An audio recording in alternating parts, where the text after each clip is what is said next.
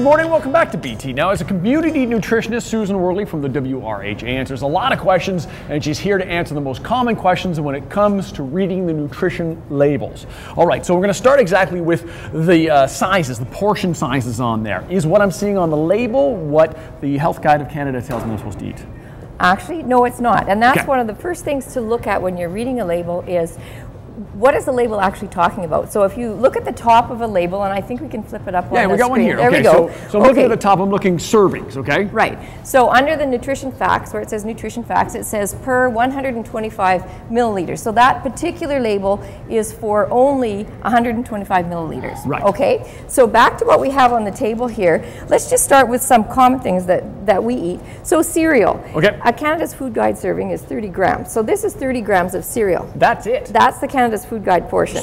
So if my cereal bowl is going to hold 6 of those, maybe? Yeah, so look across, and now the label on the cereal box is for 45 grams. That's 45 grams. Okay, so the nutrition I'm getting, the nutrition I'm reading on the label isn't for that, it's for this. It's for this. Okay. Now, if you were one of my sons at my house, you'd probably be eating this and maybe 2 or 3 of those at times. I was going to say teenage boys, yeah. So you have to really look at the label and say, well, what am I really going to eat? So the label is only good if you're looking at the appropriate portion size. So this is 118 grams, which is 3 times the Canada's Food Guide serving and 2.5 times bigger than what's on the label. So I really have to do some serious math when it comes to what Canada Food Guide's saying, what the box is saying, and what I'm actually ingesting. Yeah, to start with, and then we're going to talk about the percentage daily value, which might help you out with that. Okay, good. But moving along, so for juice, a half a cup of juice is a Canada's Food Guide serving, and that's equal to eating 1 apple, less the fiber and some trace nutrients. But that's sort of the juice that would be in 1 apple. That's 125 ml, okay? Right. So if you look at what you're probably sending you might be sending to school with your children, that's 200 mils. So that's even more than a Canada's Food Guide serving.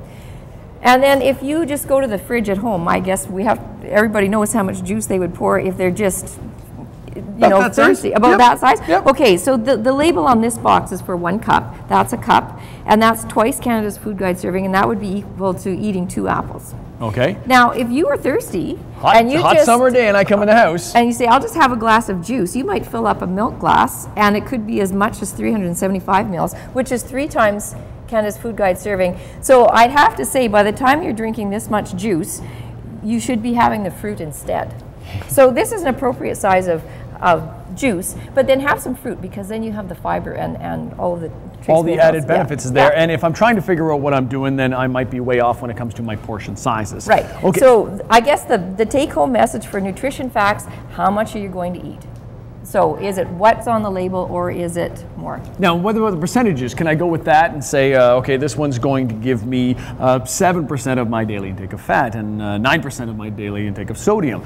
Can I go with my percentages there? What do they tell me? Okay, so generally the percentages they're based on a benchmark. So they're close for everybody, but they wouldn't be right on, because we all have a different metabolism, different energy, different age. So we need different amounts, but the percentages are close for everybody. And what they're good for is it a lot of a nutrient or a little? So if the percentage is, say, over 15%, that's a lot. If it's under 5%, that's a little. So just generally, that's how you look at those. And you can pick up 2 products and say, oh, there's a lot of sodium in this and not so much in that. So if you've picked up, say, 2 spaghetti sauces, they're both a half cup, and one is 650 for salt and a very high percentage, and the other one is lower, well, that's the information you need, and it's quick. It's also a good way for us to sometimes get through the marketing when something says a hint of cocoa, and I can look at the percentage and say it's 800 times my daily recommended sugar. I know it's maybe more than a hint of cocoa.